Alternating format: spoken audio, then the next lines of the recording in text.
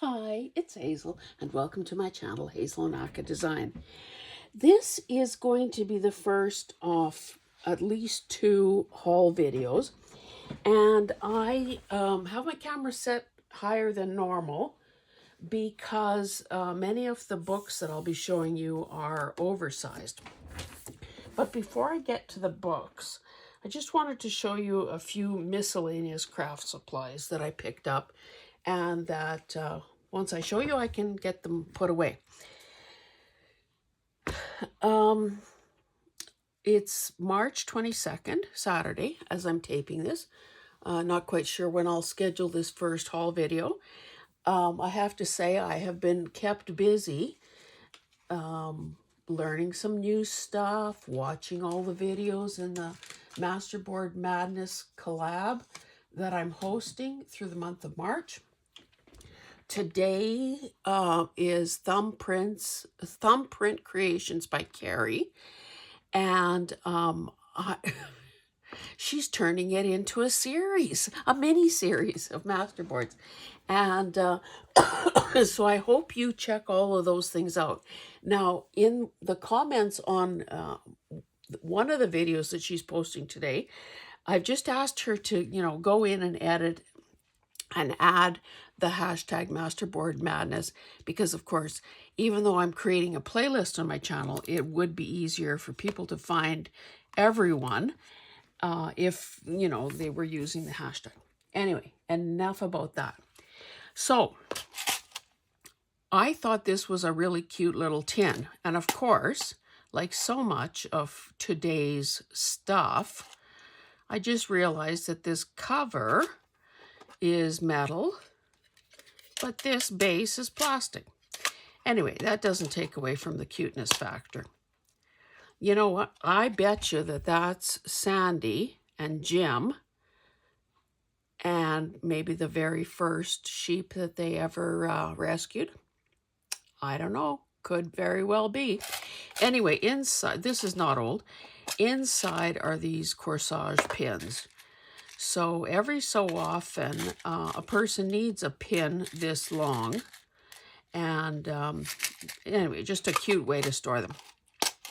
This is a good, a nice decorative touch to use if you're putting your fabric snippet rolls on spools, this is a pretty way to hold it all together.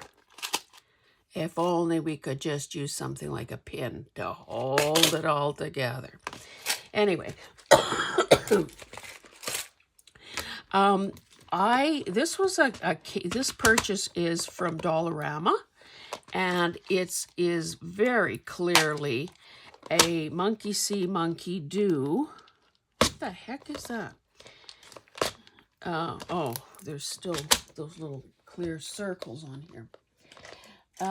Monkey see, monkey do thing. I saw Brenda, aka the Simple Crafter, buy these, and I thought, well, hey, what am I, chopped liver? I can get that too. So of course it was hard to, because of the way the colors that they group together, it is hard. It was a little bit hard. What the heck? Never noticed this.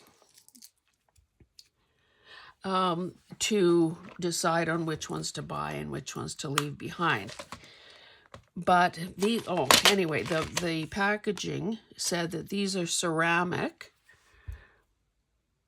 flat back, well, I don't know, gems or whatever. And of course, who doesn't love the fact that it came with its own pretty compact, way to store them. That's half the battle in most craft rooms, I suspect. So I will put that aside. Again, that was Dollarama. Maybe on the floor. Another thing I did, I found this storage thing. It's called Craftmates. 367 compartments. There was like just a white label stuck there. Anyway, eventually, because you can't fool me, not for long. Anyway, there is this little thing. Oh, I better not do that.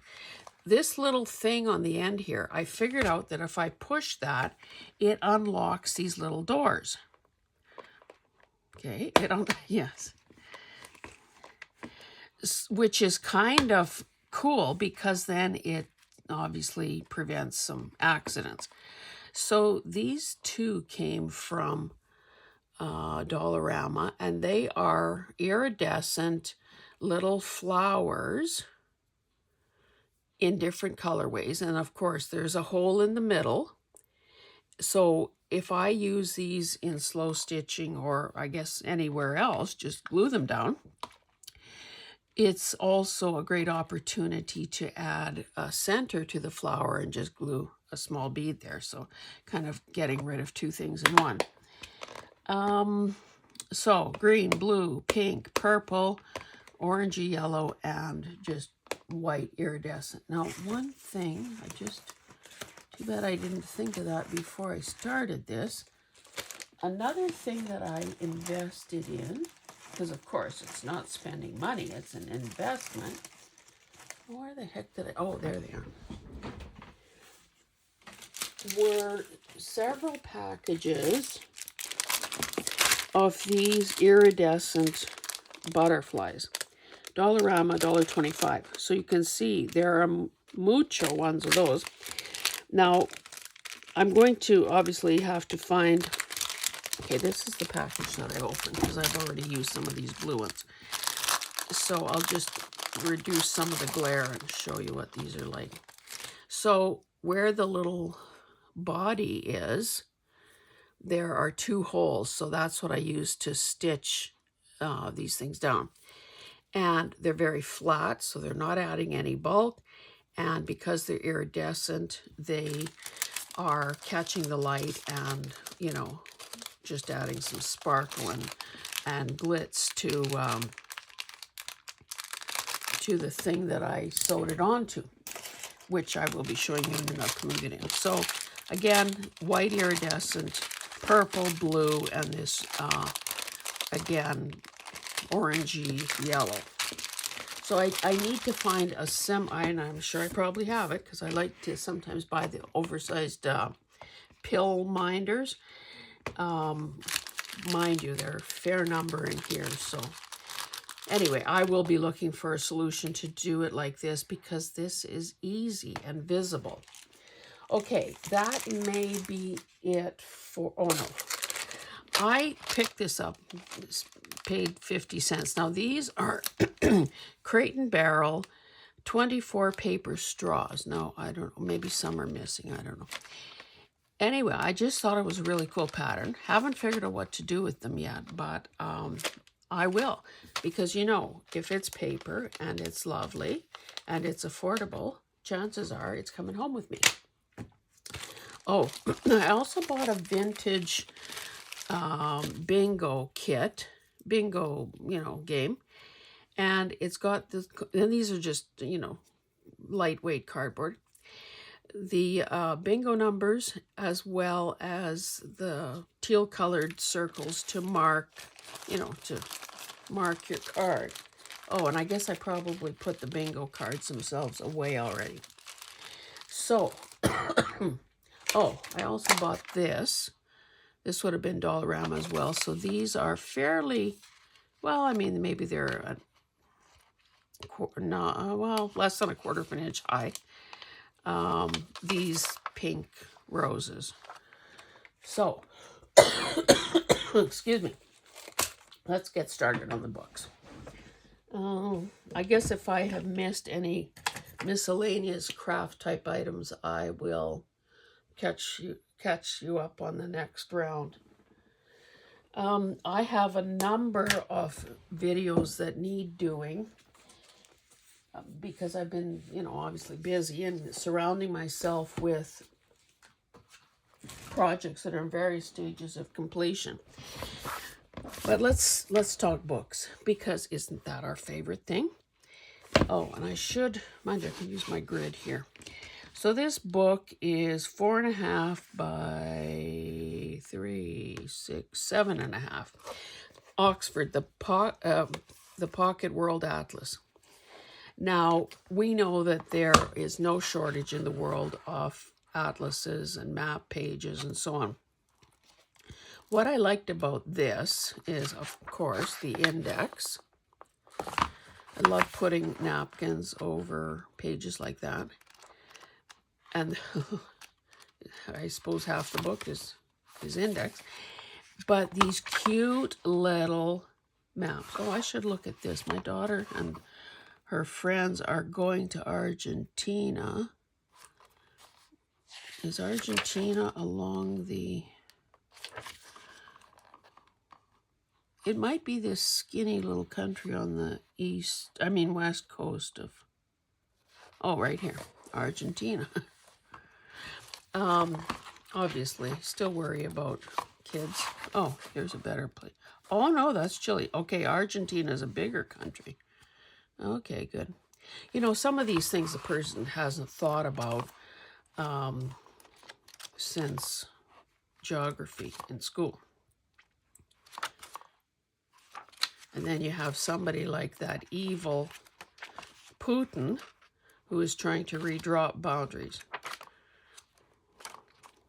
Anyway, let me not get started in that. Okay, here are some street type maps as well. Oh, I didn't even see this. Climate charts, mileage or distance tables. So yeah, cute. When you want to scale down some of your, maybe I'll just try to make a little pile off to the side here. I have never met a field guide I didn't love, and this was no exception. Oh, I should say that these books all came from a book sale. So I'm not familiar with this one. Oh, it's a DK. I typically like their book. Smithsonian Nature Guide. So it is 5 inches. You know what? It's instead of me having to count those, maybe I should just pull out a ruler. So 5 by 8.5. It keeps opening to this pigeon page. Look at those colors. I mean, don't really care for pigeons when they're in the yard cooing, but in a book they're a-okay. So it looks like it's a combination of, you know, domestic birds as well as others. So considering that I have been, is there something missing here? No, it's just a broken. Considering that I have been fussy cutting birds for 3 or 4 years now, I sure as heck have not gotten to doing a bird journal, which I would love to do. Anyway, you've seen field guides before. Now, I picked this up because the price was right. Okay, 8 3/4 by about 5-ish. This is on France, and I thought, you know, I have some vintage French ephemera. I have some digitals. I have some of my own authentic French stuff. So when I get to that point, some of these little small images, especially if they're of historic scenes or buildings or whatever, ruins, attractions, it might be nice to have. So, you know, or even something like that. So we will see. This is probably going to end up being, because of the size of most of these little pictures, they would more than likely end up as focal points on masterboards or on ephemera. What about speckled cows? Okay, let's keep moving. Now, I think I might have shown you this, and not this, but I showed you that other, yes, I did. I showed you that other Maryland book that I came across. Now, is it the universe speaking to me that I have now found 2 Maryland books, you know, so kind of close together, 7 by 5.5. that are just so image rich.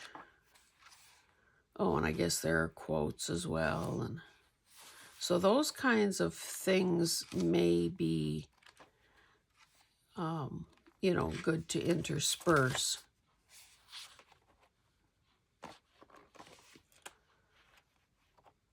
Oh, glorious time. Most tragic of all, the time, effort, and obsession that has gone into explaining Marilyn's death has done little to explain her life. Oh, this is the person who found Marilyn dead in her bedroom August 5th, 1962.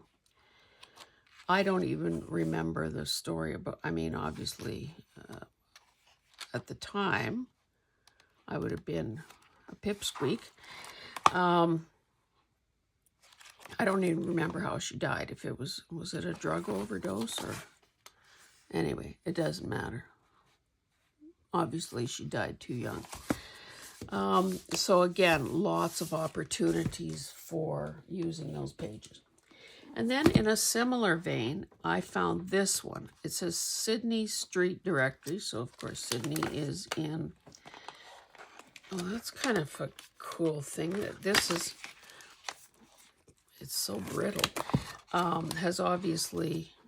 Let's get it off. It's kind of ugly. But it did its job in protecting the actual cover. Throw that out. So this book, 6 by 9 1/4, Sydney Street Directory, cool end pages. Oh, what happened? Oh, this was just, that was just the end paper and the glue has let go. So how old is this? Well, see, I've been forgetting to tell you the age of these books.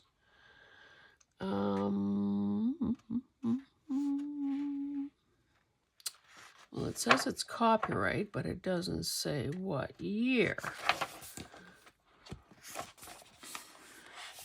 Can you see how lovely that would be as collage fodder? Oh, this one let go as well. Okay, so there's this blue index, this other detailed index in black ink. This that it looks so cool too with the bolded city, no, what would those be? Not cities, obviously, but maybe neighborhoods. So again, lots of index pages. My goodness, really a lot of index pages.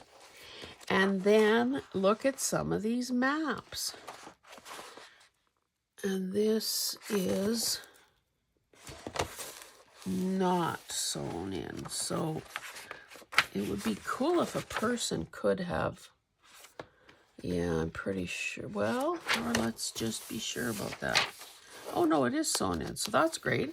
A person could take this apart and use these, obviously, as signature pages. It's just, they're so different, and the color is so unique.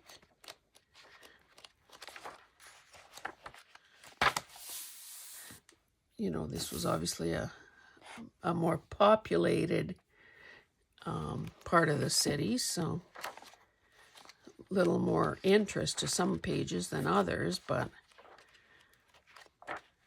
you know, and when you think about it, this could be, a page like this could be a jumping off point for a whole color scheme.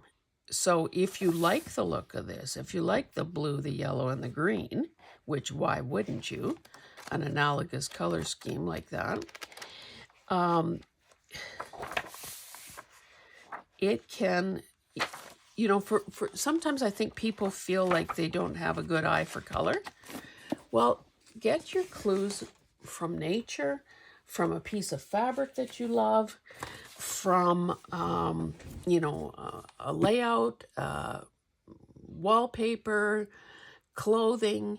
If you love it in that format, you can easily adapt it to your project. I picked this up not because I need another one of these. Now, I don't think that I can, I couldn't just at a quick glance find a year. Now, Mary Maxim, I don't know if it still exists, but it was a brand name for yarn. And I guess it's Canadian because it says Paris, Ontario. So really cool. Okay, these are rug, latch hook kits. Remember when that was a big deal. So lots of, oh look, Carrie, a fleur-de-lis. Lots of kits to choose from. And if you ever did that back in the day, you know that the colors of yarn came in those little, I don't know, bunches to keep the colors, separated and I was going to say separated and together. To keep all the red together, but separated from the other colors. And of course, you used a tool like that. And who doesn't have those in their little junk drawer of tools? And of course, you followed the stamp design on the canvas. Anyway, if you saw Joni, Not So Fast Joni's masterboard video, you know that she used, because she crochets, like she's a crocheting machine, she has all those scrap pieces of yarn. So she was using those to make, to use in her masterboard. And in the comments, I said, oh, these kinds of things, if a person found it, if a person found a thrifted rug hooking kit, you'd end up with all those similar sized pieces of yarn. Oh my God, wasn't that a long way to get to a simple point? Anyway, just full color catalog of, number one, these different patterns. Can we tell, this almost, does this look like the 60s with those bouffant type hairdos? I just thought this was kind of cool. And certainly, like these that are, already boxed, so to speak, in the page layout. I mean, you could make a whole set of journal cards with those. Oh, and remember these sweaters? Yikes. Frankly, I wouldn't have been caught dead in a sweater like that. But, back in the day, sometimes people wore those if they were, curling or whatever. And I guess it is a way to express your personality. I just cannot believe how many good images are in here. And imagine how cool that would be as a, as collage fodder, or as a, an oversized journaling card in a handcrafted type project. If a person was doing more of these patterned sweaters. Wow. If a person was doing a journal on needle arts or whatever, that could be a side pocket or a belly band. Nothing like putting a target on your back, hey? Maybe it was a more innocent time there and a person didn't have to worry about that. So these patterns apparently were 35 cents back in the day. So anyway, thanks for stumbling down memory lane with me as I flip through this. Okay, next. Now I picked up a number of bigger, you'd almost call them coffee table books. This one is 11 1/4 by 9 3/4. Not because I have so much space, beautiful and in great condition. And this is lovely. not because I have so much space or I need more stuff to fussy cut or I need more pages or I need more of anything, frankly, but because I'm kind of all caught up in this whole mixed media, glue book, art journal thing. Oh, these are glossy. Books like this that are oversized are a great size and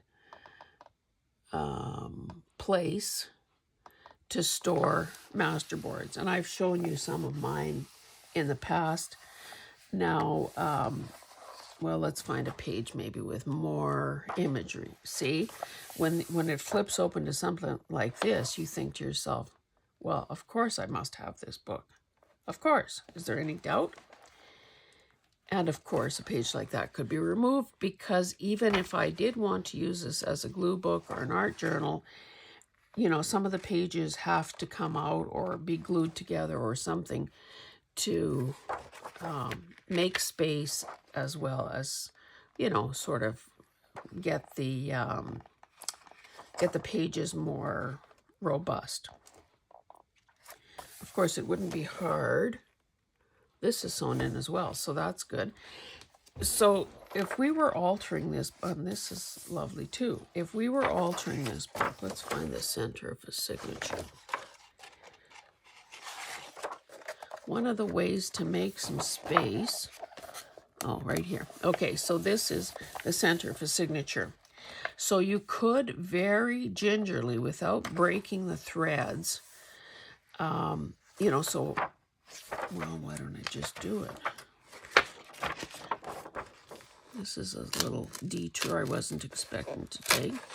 So I would kind of very carefully, slowly, gingerly tear this page out. And of course, it releases this one as well. Now, there's nothing here that I want, and it's glossy, so I would just probably keep this nearby, use it as a glue page, and then chuck it out. This obviously could be fussy cut, and of course that's very dramatic with the black background. So, you know, could find a better use for that. Now, maybe I really love this page as well and wouldn't want to, you know, cover it up or whatever. So I would tear this out as well. Add this either to where I keep signature pages, because that could be good for a tall skinny. I don't, probably wouldn't want to fussy cut that. Anyway, so I've now, in this one signature alone, have removed, see, that would be good. That could be good on a, you know, background on a masterboard. So I've now, out of how many? Okay, so 5 pages in each signature. I've already made some room and my strings are still intact. Anyway, sorry about that little detour. But you can see here that there are some great images to fussy cut. So looks like I would be fussy cutting, not turning this into a glue book. Because, and of course, you know, that's way too much. I certainly wouldn't do that. I would, if I was fussy cutting this, I would go around the flower. I'd probably cut that bud off, because let's face it, it's going to get torn anyway. I'd keep the bud, obviously. I'd go along here. I'd include a couple roses, maybe a bit of a stem, include that one, and all the rest would be tossed, because honestly, I don't have that many good years left to live to go around all those leaves. You know, here, yeah, maybe I'd do that, keep that intact, but so just page after page. And of course, also, well, I'd use that, not that, but there would still be part of that page left. So there is lots of opportunity to cut things out of here. Isn't that beautiful? And again, we know, and there's an illustrated garden layout. we know that there are ways to knock back the shine. Oh, I didn't see this. This looks like a family tree. It looks like a family tree. Cool, cool, cool, cool. I'm glad I took this book. Now, when you see the size of some of the books that I have hauled, and this is just a fraction, what you're seeing today is just a fraction, you can imagine that I just about had my arms pulled out of their sockets by as I tried to carry them. I won't be showing you any books that I bought specifically for other people. Okay, Great Architecture of the World. This one is 11 3/4 by 9 1/4, and it is 1 1/4 inches thick. So, you know, this is almost like a doorstop. Thank goodness there is this dust jacket, but look at how lovely this is. Oh, I see discoloration along the edge. But, you know, great spine. I mean, the condition is exceptional. So let's see what this one has in it. Oh, I should be looking at dates. I forgot to look at the rose one. 1975. So, a lot of, oh, this is a cool glossary. Some monochromatic maps. And then the photography and the illustrations begin. This paper is not particularly glossy, which is a good thing. Look at these 3D kinds of things. Oh, this is Frank Lloyd Wright.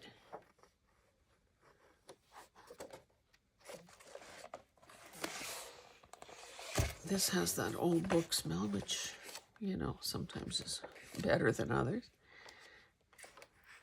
But, you know, if a person wanted to do an architecture-based, can you imagine if a person fussy cut some of these illustrations? How lovely that would be on a master board or as a focal point.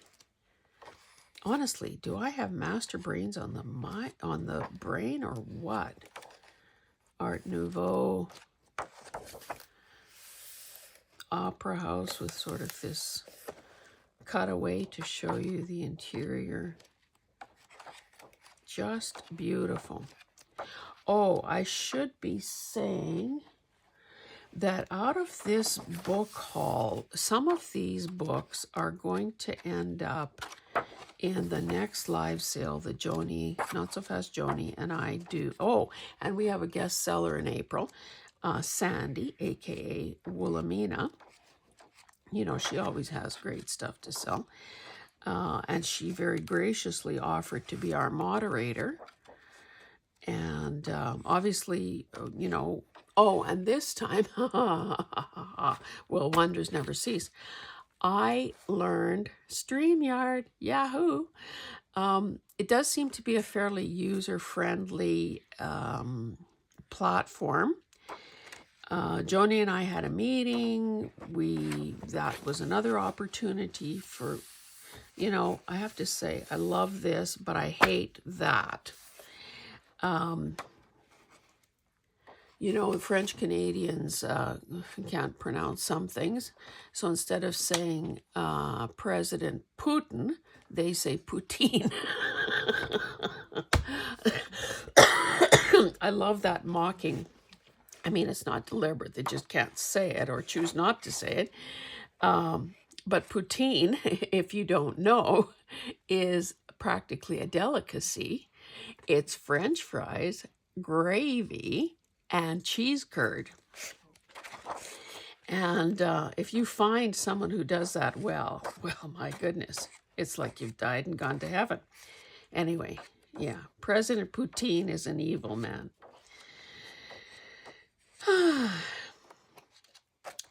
Okay, so, I started to say, April 3rd, 6 p.m. Central, is going to be hosted on my channel.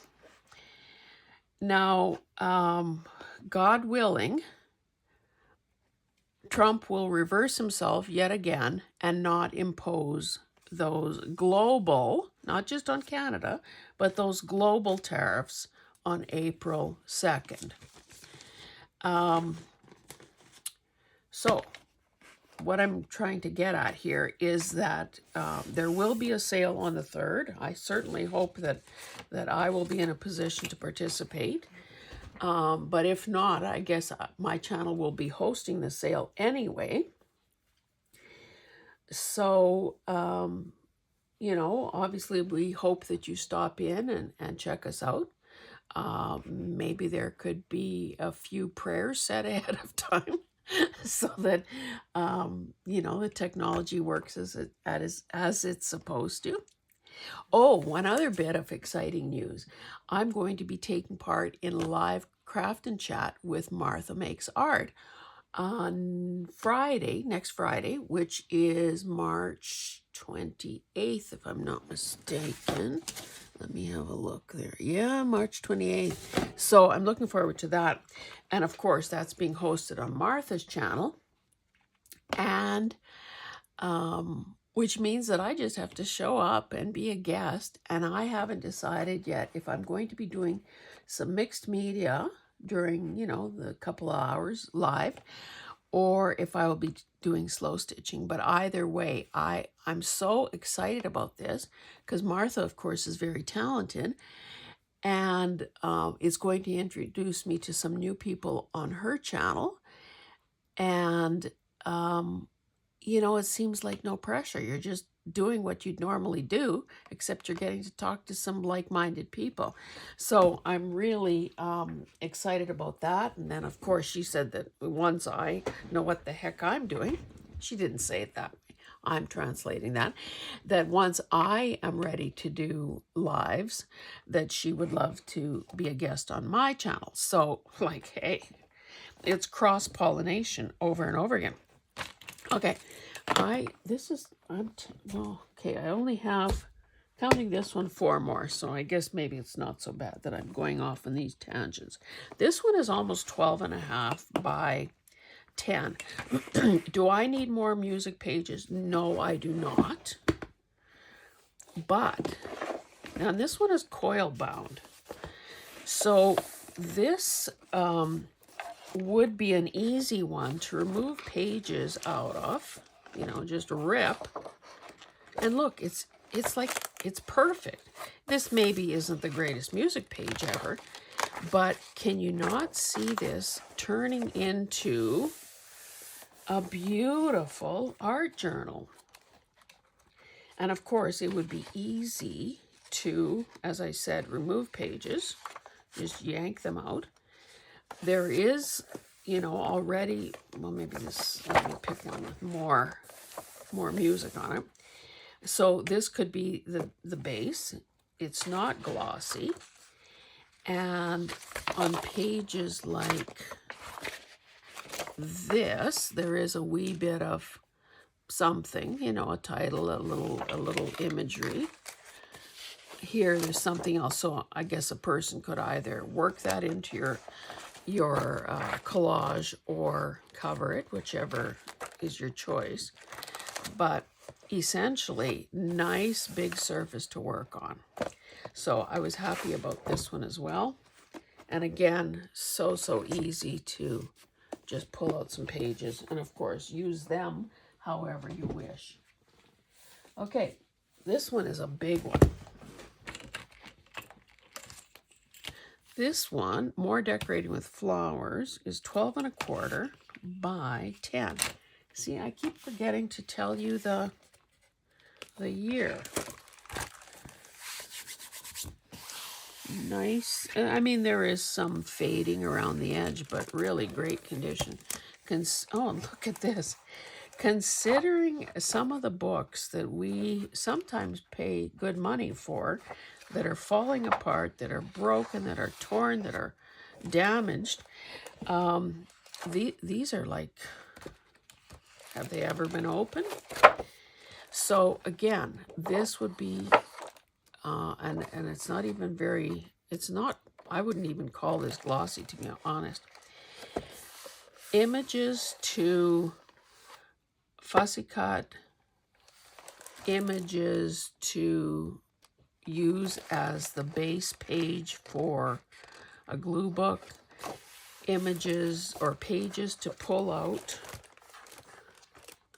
Yes, sewn in signatures as well. Let me just find the center of one here. Nope. Pages are a nice weight. Like, look at, if I was choosing to use this as an art journal or glue book, you don't even have to do anything to this background. It's all there, you know, maybe you don't like that red rose and just continue working in these colorways. But, you know, same scenario. If I needed to remove some pages to make a little more room, easy peasy.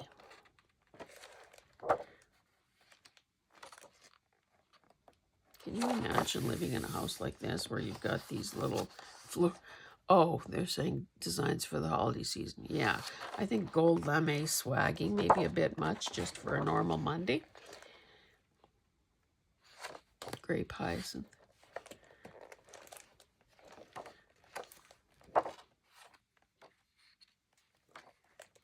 Oh, pew markers. Do people still do that for weddings?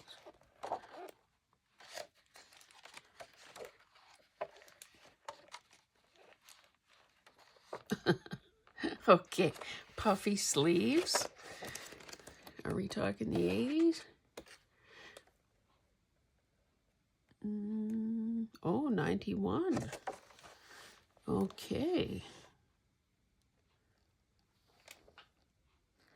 It's kind of sad, you know, when you look at a wedding gown like that and all you can see is not the blushing bride, but you can see, hey, I could use the lace off that bodice.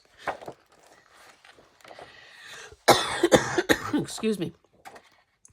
We stayed in a hotel for 3 or 4 nighs while my husband was at a conference. And I don't know what it is about hotel air, but it's almost like we came home with colds. See, when I stay alone here at the farm, never seeing anyone, never leaving my craft room, I don't get exposed to any germs. It's when a person goes out into the world that all of a sudden you got a sniffle and a sore throat. Anyway, beautiful. Okay, this next book will definitely be available during the upcoming sale. 12 3/4 by 9 5/8. I think this is my 3rd copy. It's called Pen and Plow. This is the cover. So there's, you know, the guy with the walking plow and a pair of horses. No, not a pair, a team of horses. Lovely green fabric cover, and again, mint condition. So this, it says, this book records the development of Western Canada from 1882 to 1939 as seen through the eyes of farm journalists who wrote about what they saw and felt during that time. Yeah, so of course that would have covered the Great Depression. Well, and the settlement. Okay, this guy, I thought this book was tied. Oh yeah, this guy was the associate editor of Country Guide for a while. So, you know, you can see why. Now the paper is lovely and matte. I have cut these girls out from my other copies. And some of these images I've cut out and not done a darn thing with because they either are waiting for me to do farm journals or, you know, sort of nostalgic, homesteady kind of stuff. But this is brown. sepia colored photos, nice wide margins. So you've got a good almost 3 inches. So a person could, and again, this must be sewn in. Yes, it is. A person could remove the tops of all these pages, and then you've got tiny little blank pieces of paper to either back, tags or something with, or to turn into signature pages for little mini journals. So again, sepia images of farm equipment, old cars, tractors, unemployed gather outside the mayor's office in a western city. Holy cow. Nothing like going to a protest wearing your fedora. Yes, sirree. So, soil erosion. This is an ad. More photos. Oh, how the heck did Hitler get in here? Another vintage, whatchamacallit, ad. Here's a full page ad for a combine. And it just goes on and on. Some old trains. Some political cartoons. Coca-Cola ad. Sod hut. Oh no, not a sod hut. It says Ukrainian homestead, so of course that's how my ancestors would have. Oh, see? I just cracked this book open. Full page ad, on and on and on. And then looky here. Is that not beautiful? Okay, so in this color section, we've got the cover from a 1939 country guide, a 1937 country guide. This, I don't know what this would have been. That's the Vancouver waterfront. So obviously a port that, grain would be shipped through. 1931 country guide. This is an ad for IH combines. A house package. Okay, so you could have, in 1930, you could have gotten this, the Sovereign, 6 large rooms with bath and separate toilet for $2,100. Thank you very much. Or this that looks like a Craftsman for $2,200. Butter. Velveeta cheese. A cow licking. Oh, see, he fell asleep in the barn. A cow is licking his cheese, but he's imagining a girl kissing him. 1929. Things were so innocent back then, it would appear. 1926. Magic baking powder ad. Do we know the year on this one? No. Oh, yeah, we do. 1925, 1925.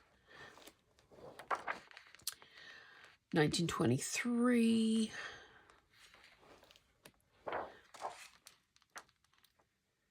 Oh, so here's kind of an index of the farm, the publication and the year that those pages appeared. So again, more sepia colored stuff.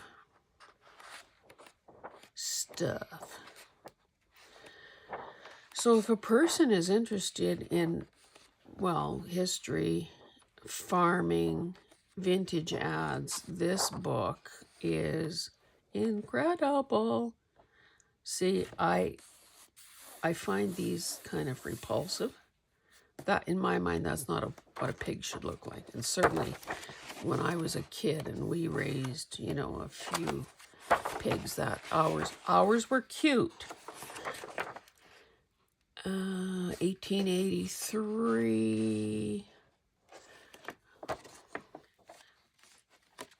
So really a lovely, lovely book, printed in, this was a reprint in 1977. So just beautiful, beautiful book. So this one will be for sale for sure. And I have to, you know, take a good hard look at the others. Okay, and this is the final one I'm showing you today. This book, I could not believe my luck finding it. 11 and a quarter by 14 and a quarter. There are people that love anything Coca-Cola. Oh, we got a little water damage here in the corner. But again, you know, for people like us, that doesn't matter. What do we have back here? Oh, a little bit more water damage. However, I believe that the contents make up for anything. Now I'm going to be covering up my light source with this. Maybe I'll just angle it like this. So I'm thinking, okay, so this must have been an anniversary. It says the first 100 years. So anybody who's a Coca-Cola collector would be interested in this book. Now, whether I try to sell it at the live sale, I don't know, or whether I keep it for an upcoming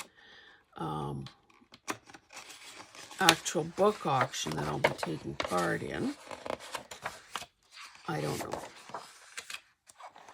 So these pages are glossy. So some of these are probably images from ads. Oh, here are different, I don't know, what can you see exactly? Maybe I'll just kind of perch this like this. You probably won't see much of, well, what do you see?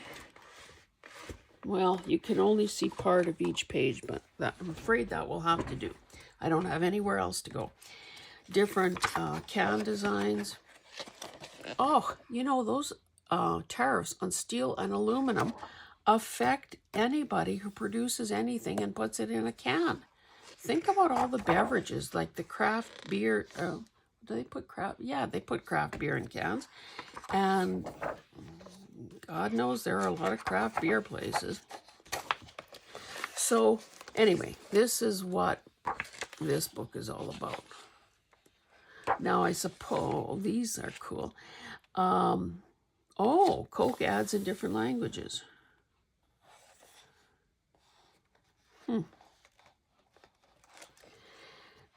Anyway, I suppose that if I can't sell the book, this would be another one that would lend itself to being a great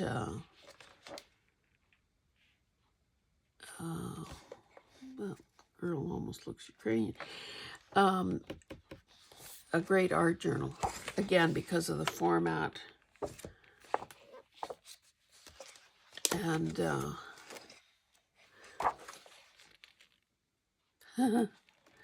look at those girls with those straw hats.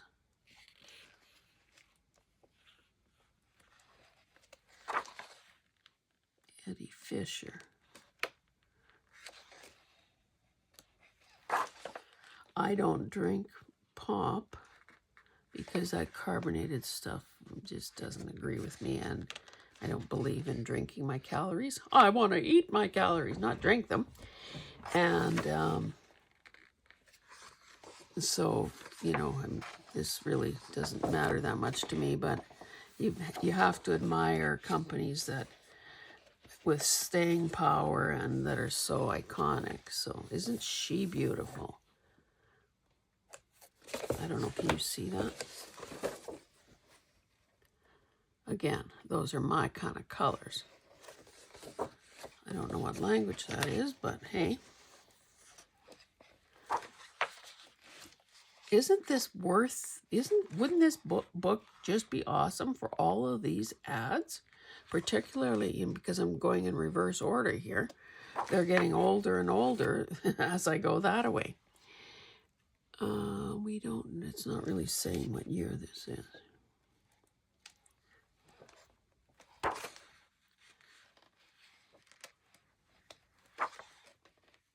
Meet me at the soda fountain.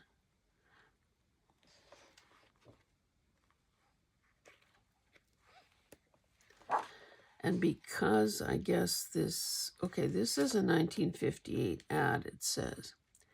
So because this company spread around the world, I'd like to buy the world a Coke. That rings a bell. World and friend. Because other countries were involved, obviously, you know, that's why there's this global. They were a sponsor of an Olympics in 1952 in Oslo.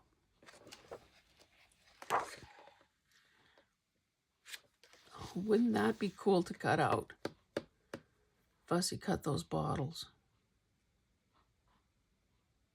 Or cover up this Asian font. I don't know, when you go on a romantic date in a boat with a picnic basket, I'm sure you take along a cooler with ice full of Cokes.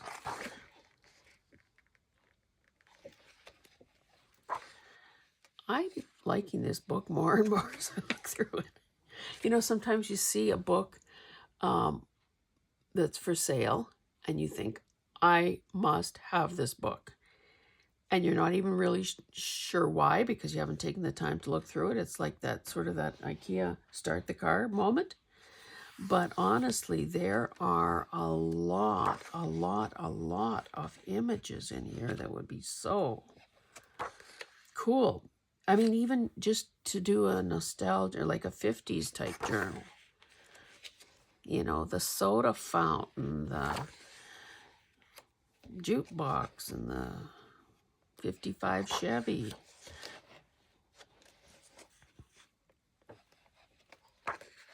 Oh, we're getting really old here. Ho, ho, ho. It says here, a letter from the Canadian, and of course this is all out of context, but a letter from the Canadian manager said that things were beginning to pick up, reporting that in Montreal, one of the truck salesmen sold in one day almost $25 in cash sales. That was considered good business then.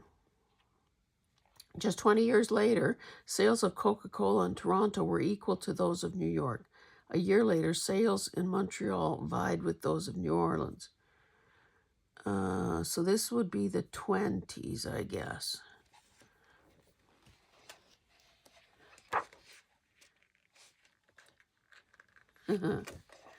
Look at her. God, is that an unflattering silhouette on a dress or what? God, there have been some moments in fashion history that have been just god awful.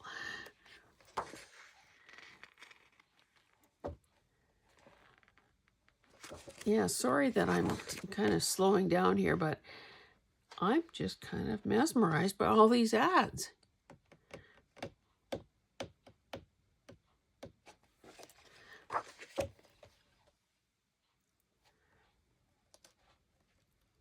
From the 1920s to the 40s, the country around. Yeah, it couldn't have been easy staying afloat during the Depression years.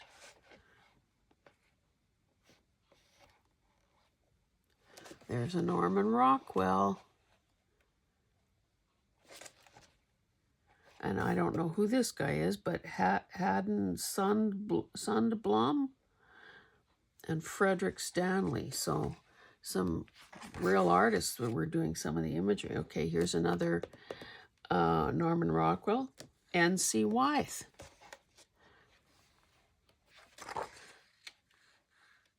These are lovely. This page is so big, it could be a journal cover. Oh, and she's beautiful. Now, I don't know, if I was fussy cutting some of these ladies, I don't know that I'd maybe put flowers in her hand instead of a bottle of pop. But A sentiment. Beautiful. Sorry to be gushing on like this.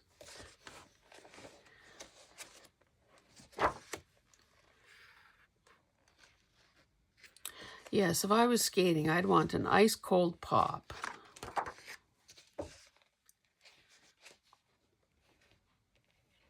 Soldiers. Oh, they're giving this fisherman a pop.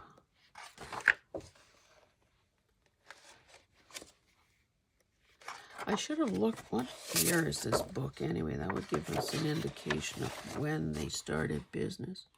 1986.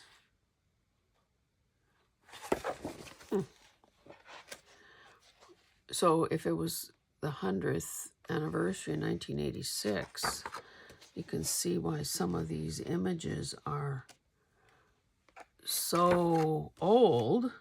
Okay, so this one, 1928.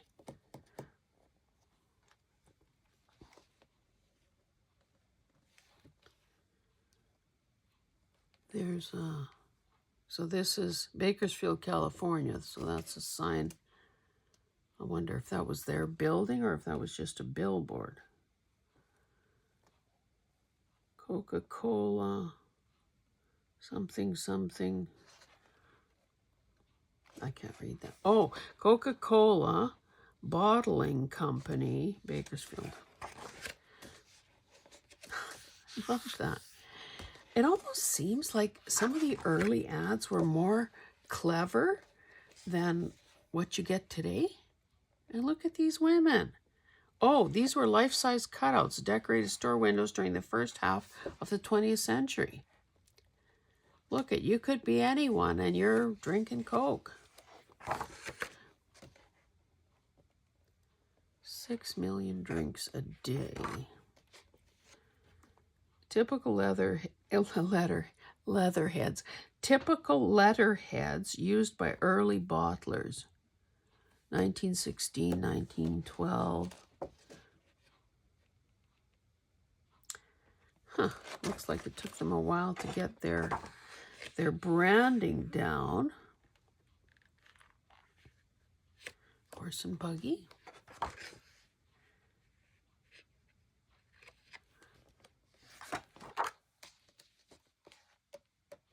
Fayetteville Bottling Company. That's cool.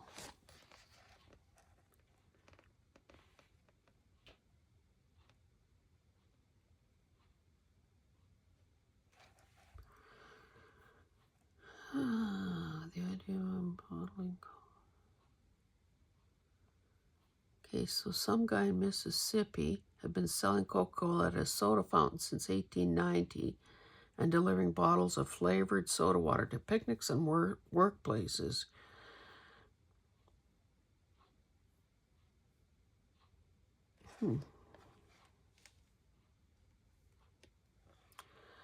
I think, as I look through this book, it seems to me that I will not be selling it. As much as I could probably turn a little profit, I think there's just too much here that is cool. Okay, 1894 trade cards were among the earliest marketing devices for Coca-Cola.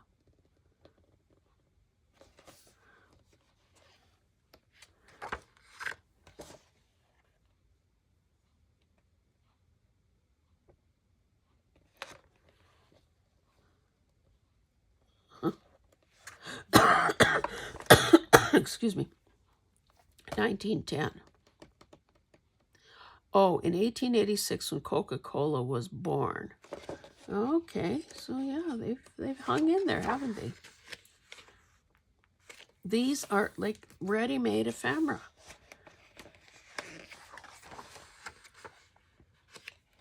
What I might have to do, because obviously I have many other projects that I want to do, I think what I'm going to do for the sale, maybe hopefully for this sale, is deconstruct this book and put together some pages And that way people can buy a piece of the book, get a bunch of really cool ads and so on,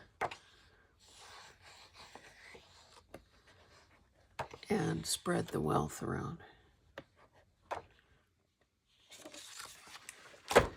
Anyway, guys, I don't know how long this has taken, but clearly it's been a minute. So thank you so much for being here. And as I said, stay tuned. Well, of course, you should be subscribing to my channel, because you never know what you're going to see next, or hear for that matter. But I will be doing hopefully the rest of the books in one more video, as well as a number of other things that are surrounding me here and need to get onto a video as opposed to just closing in on me. Anyway, thank you so much for being here, and we will see you in the next one. Bye.